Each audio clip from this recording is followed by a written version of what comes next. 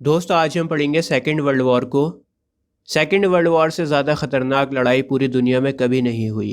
हर तरफ खून ही खून था, हर तरफ बेबसी ही बेबसी थी। अब इतनी बड़ी लड़ाई आखिर हुई क्यों, ये मैं आपको बताता हूँ। सबसे पहला रीज़न था ट्रीटी ऑफ वर्साई। जैसा कि मैंने आपको फर्स्ट वर्ल्ड वॉर वाले लेक्चर में बताया था कि फर्स्ट वर्ल्ड वॉर ख़त्म होने के बाद एक समझौता हुआ जिसे कहा जाता है ट्रीटी ऑफ वर्साई। और इसी ट्रीटी के तहत जर्मनी से ये कहा गया था कि भैया वर्ल्ड वॉर तुम्हारी वजह से ही हुआ है, और क्योंकि वर्ल्ड वॉर तुम्हारी वजह से हुआ है इसीलिए भरपाई भी तुम ही करोगे।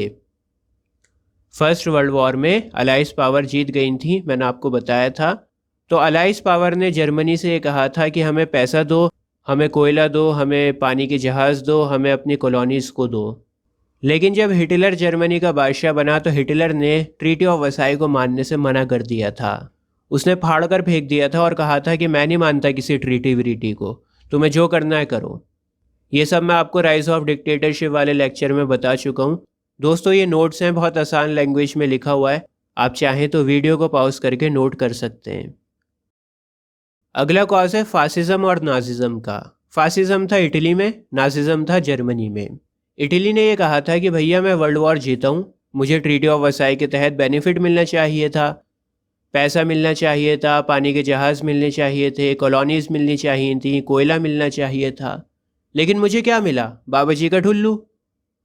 इटली का ये मानना था, इटली बड़ा नाराज़ था। उसने ये कहा था कि अगर मैं वर्ल्ड वॉर को जीता हूँ, फर्स्ट वर्ल्ड वॉर की बात हो रही है, तो इटली ने ये कहा था कि अगर मैं फर्स्ट वर्ल्ड वॉर को जीता हूँ तो मुझे उसका बेनिफिट मिलना चाहिए था, लेकिन मुझे कोई भी बेनिफिट नहीं मिला। और ये हमारे साथ धोखा हुआ है, ट्रीटी ऑफ वर्साई में हमारे साथ धोखा हुआ है, हमारे साथ चीटिंग हुई है।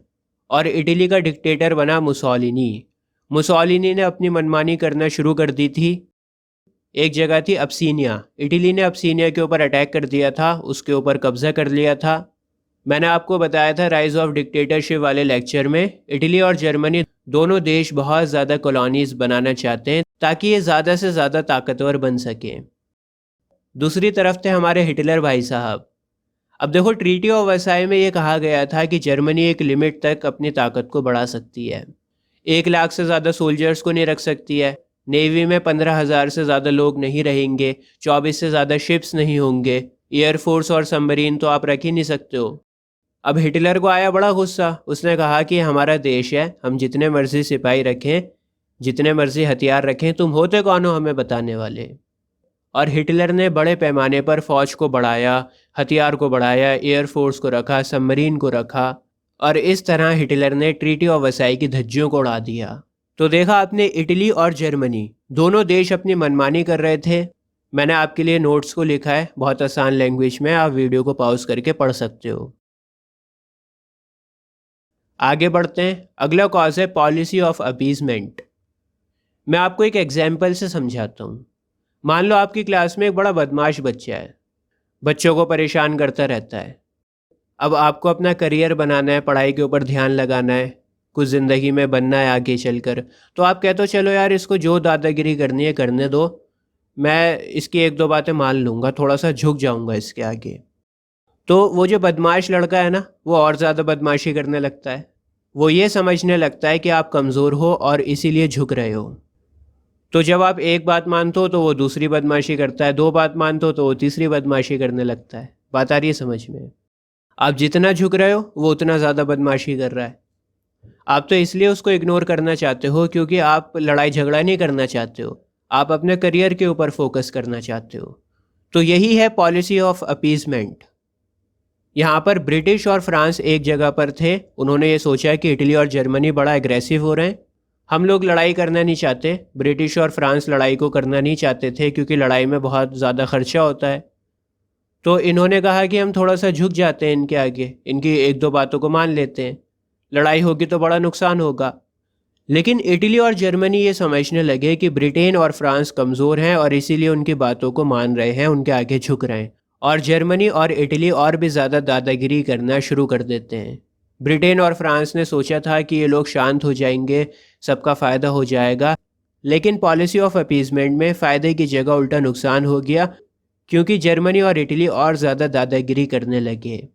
मैंने नोट्स को लिखा है, आप चाहें तो वीडियो को पॉज करके पढ़ सकते हैं। अगला कॉज है जैपनीज़ इन्वेजन ऑफ चाइना। देखिए, मैंने आपको बताया था कि फर्स्ट वर्ल्ड वॉर के बाद लीग ऑफ नेशंस को बनाया गया था ताकि पूरी दुनिया में इस तरह की लड़ाई दोबारा ना हो सके। और मैंने आपको ये भी बताया था कि लीग ऑफ नेशंस बहुत ज़्यादा कमज़ोर है, उसकी कोई नहीं सुनता है दुनिया में। तो हुआ क्या, जापान ने चाइना पर हमला कर दिया और चाइना में एक जगह है मंचूरिया, वहाँ पर जापान ने कब्ज़ा कर लिया और वहाँ पर जापान ने अपनी गवर्नमेंट को सेटअप कर दिया। अब देखो, यहाँ पर ब्रिटेन और फ्रांस ने अपनी पॉलिटिक्स खेली। ब्रिटेन और फ्रांस ये चाहते थे कि जापान की चाइना से लड़ाई हो ताकि चाइना कमज़ोर हो जाए, और इसीलिए ब्रिटेन और फ्रांस ने कोई आवाज़ नहीं उठाई, क्योंकि ये लोग चाहते थे कि लड़ाई आगे बढ़े और चाइना का नुकसान हो ताकि चाइना कमज़ोर हो जाए। तो लीग ऑफ नेशंस भी कुछ नहीं कर पाया। लीग ऑफ नेशंस ने कहा जापान से कि भाई आप ऐसे अटैक नहीं कर सकते, इन्वेजन नहीं कर सकते आप, लेकिन जापान ने सुनी ही नहीं उसकी। अब मैं आपको बताता हूँ सेकेंड वर्ल्ड वॉर के सबसे बड़े कॉज के बारे में, और वो कॉज है हिटलर्स इन्वेजन ऑफ पोलैंड। ये एक इमीडिएट कॉज है। देखो, एक होता है रूट कॉज, बहुत सालों से कोई लड़ाई चलती हुई आ रही है, कहा सुनी चलती हुई आ रही है, और फिर एकदम से लड़ाई हो गई। जैसे हमारा मसला पाकिस्तान से चलता हुआ आ रहा है, कश्मीर का, जब से देश आज़ाद हुआ है जब से ये मसला चलता हुआ आ रहा है। लेकिन कुछ कॉजेज़ ऐसी होती हैं जो इमीडिएट होती है, और इमीडिएट कॉज में इंस्टेंट रिजल्ट आता है। आपने किसी को बुरा बोला, बदले में उसने इंस्टेंटली आपको मारना शुरू कर दिया और लड़ाई हो गई। तो हुआ क्या था, 1939 की बात है। 1939 में हिटलर ने अपनी आर्मी पोलैंड में घुसा दी, और जैसे ही हिटलर की आर्मी पोलैंड में गई, सेकेंड वर्ल्ड वॉर शुरू हो गया। अब सवाल यह है कि पोलैंड में ही क्यों इन्वेजन किया था हिटलर ने। देखिए, पहला रीज़न है treaty of Versailles. Treaty of Versailles के तहत जर्मनी ने अपने काफ़ी एरिया को खो दिया था। अब जर्मनी ये चाहता था कि उसको अपना एरिया वापस मिले, जो उसकी ज़मीन है उसको वापस मिले, और इसीलिए उसने पोलैंड के ऊपर हमला कर दिया। आप मैप में देख सकते हैं, जर्मनी और पोलैंड दोनों आपस में मिली हुई कंट्रीज़ हैं। दूसरा रीज़न ये था कि जर्मनी ने यह कहा कि पोलैंड जर्मन्स के साथ में काफ़ी जुल्म कर रहा है, उनको मार रहा है जर्मन्स को, क्योंकि मैंने आपको बताया था कि काफ़ी हिस्सा जर्मनी का पोलैंड के पास में था। तो जर्मनी कहता है कि भाई मेरे जो सिटीजन्स हैं उनको नुकसान पहुंचा रहा है पोलैंड। अब देखो, 1 सितंबर 1939 में जब हिटलर ने अपनी आर्मी को पोलैंड में दौड़ाया, तो ब्रिटेन और फ्रांस ने हिटलर को धमकी दे दी। अब हिटलर बड़ा सनखी इंसान था, उसको धमकी मिली, उसका और ज़्यादा दिमाग ख़राब हो गया। उसने धमकी के बदले फ्रांस पर ही हमला कर दिया। जब फ्रांस पर हमला हुआ तो 3 सितंबर को ब्रिटेन और फ्रांस दोनों ने मिलकर जर्मनी के ऊपर अटैक कर दिया, और इस तरह से पोलैंड में इन्वेजन की वजह से सेकेंड वर्ल्ड वॉर शुरू हो गया। जब जर्मनी के ऊपर हमला हुआ तो जर्मनी, इटली, जापान, इन तीनों ने मिलकर अपना एक ग्रुप बनाया जिसे कहा गया एक्सिस पावर्स। एक्सिस पावर्स के काउंटर में एक ग्रुप बनाया गया जिसमें थे फ्रांस, ब्रिटेन, अमेरिका और सोवियत यूनियन। सोवियत यूनियन एक ग्रुप था कंट्रीज़ का, और इस ग्रुप का हेड था रशिया। मैं अमेरिका और सोवियत यूनियन के ऊपर बाद में आऊँगा। तो आप सोवियत यूनियन को रशिया मान सकते हैं। तो इनके ग्रुप को कहा गया अलाइज। अलाइज को अलाइड पावर्स भी कहा जाता है। दोस्तों, सबसे ज़्यादा तहलका जर्मनी ने मचा रखा था। Norway, Denmark, Holland, Belgium, France, सब पर जर्मनी ने कब्ज़ा कर लिया। बहुत एग्रेसिव था जर्मनी उस टाइम पर, लेकिन उसकी ताकत ही उसकी कमज़ोरी बन गई। हिटलर की सबसे बड़ी गलती ये थी कि वो सब जगह घुस रहा था। हॉलैंड में भी घुस गया, नॉर्वे, डेनमार्क, बेल्जियम, फ्रांस, सबसे लड़ रहा है। और फिर सबसे बड़ी गलती उसने ये करी कि जून 1941 में रशिया में घुस गया। देखिए, रशिया एरिया वाइज पूरी दुनिया का सबसे बड़ा देश है, और जब एरिया बड़ा है तो आपको आर्मी भी उसी हिसाब से चाहिए होती है। अब रशिया का टेम्परेचर पहाड़ी इलाकों में बड़ा ख़तरनाक है, और जब जर्मनी के सोल्जर्स घुसे थे रशिया में, उस टाइम रशिया का टेम्परेचर था -40 डिग्री। सोच कर देखिए, -40 डिग्री। अब जर्मनी के टैंक्स वगैरह जाम हो गए, डीजल के इंजन थे ठप हो गए, सोल्जर्स का खून जमने लगा। भाई, इतनी ठंड में लड़ाई करें तो करें कैसे, खून जमने लगा सोल्जर्स का। और जब रशिया ने काउंटर अटैक किया ना, सोवियत यूनियन का मतलब है रशिया, तो जब रशिया ने बड़ी ताकत के साथ में काउंटर अटैक किया तो जर्मनी रशिया के काउंटर अटैक को संभाल नहीं पाया। सोवियत यूनियन अपने आप में एक बहुत बड़ी ताकत थी। अब जर्मनी फंस चुका था। एक तरफ से तो अमेरिका और ब्रिटेन पीछे पड़ गए थे जर्मनी के, और दूसरी तरफ से अटैक हो रहा था सोवियत यूनियन का। अमेरिका बाद में आया था लड़ाई में। अमेरिका कैसे आया था सेकेंड वर्ल्ड वॉर में, मैं आपको बताऊंगा अभी। सबसे पहले हम लोग जर्मनी के किस्से को ख़त्म करते हैं। तो हिटलर के ऊपर चौतरफा हमला हो रहा था और वो फंस चुका था, और हिटलर ने फाइनली अपनी वाइफ के साथ में सुसाइड कर ली थी। अच्छा, हिटलर ने सुसाइड करने से पहले एक कागज़ पर लिखा था कि उसकी डेड बॉडी को पेट्रोल छिड़क कर जला दिया जाए। तो ऐसा ही किया गया। जब देखा कि हिटलर मर चुका है तो इमरजेंसी गेट से हिटलर की बॉडी को बाहर ले जाया गया और पेट्रोल छिड़क कर उसको राख कर दिया गया। सोवियत यूनियन जब आई तो उसको ये मिला, जानते हैं ये क्या है? ये हिटलर और उसकी वाइफ के दांत हैं। बहरहाल हिस्ट्री को पढ़ने में मज़ा तो बहुत आता है, लेकिन मैं ज़्यादा डिटेल में नहीं जाऊंगा। तो फाइनली जर्मनी ने 7 मई 1945 को सरेंडर कर दिया था। अब बात करते हैं अमेरिका की।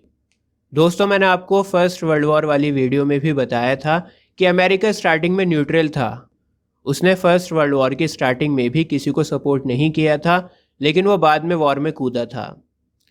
और सेकेंड वर्ल्ड वॉर में भी कुछ ऐसे ही हुआ था।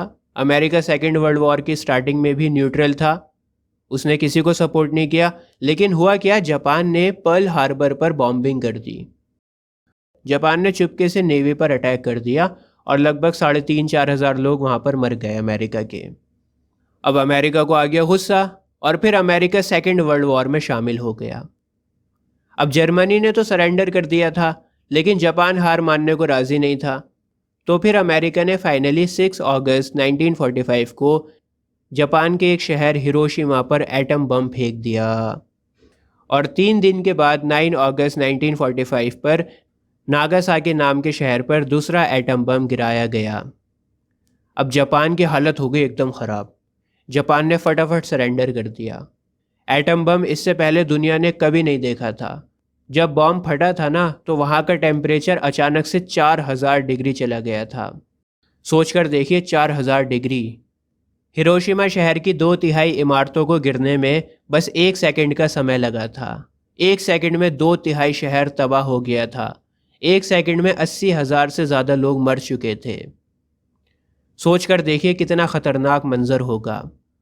और इतनी तबाही थी कि आज भी जापान में कई बच्चे जब पैदा होते हैं तो उनमें एटम बॉम्ब की वजह से एबनॉर्मेलिटीज़ पाई जाती हैं। ज़रा सोचिए, आज भी एटम बॉम्ब का असर देखने को मिलता है जापान में। दोस्तों, इसके बाद 2 सितंबर में जापान ने भी सरेंडर कर लिया था। इस तरह से सेकेंड वर्ल्ड वॉर ख़त्म हो गया। और सेकेंड वर्ल्ड वॉर के बाद दुनिया में 2 ताकतें सामने निकल कर आईं। एक थी अमेरिका और दूसरी थी सोवियत यूनियन। सोवियत यूनियन का मतलब मैंने आपको बताया, रशिया। अब आने वाले लेक्चर्स में मैं आपको बताऊंगा कि सेकेंड वर्ल्ड वॉर के बाद में क्या हुआ, किस तरह से यूनाइटेड नेशंस बना, नॉन अलाइंड मूवमेंट के बारे में हम लोग पढ़ेंगे। दोस्तों, हमारी वीडियोस को अपने सभी क्लासमेट्स के साथ में शेयर ज़रूर किया करें। और अभी आपकी स्क्रीन के ऊपर जो प्लेलिस्ट आ रही है, इस प्लेलिस्ट पर क्लिक कर कर आपको ICSE के सारे चैप्टर्स मिल जाएंगे बहुत ही आसान लैंग्वेज में। आज के लिए बस इतना ही। जय हिंद।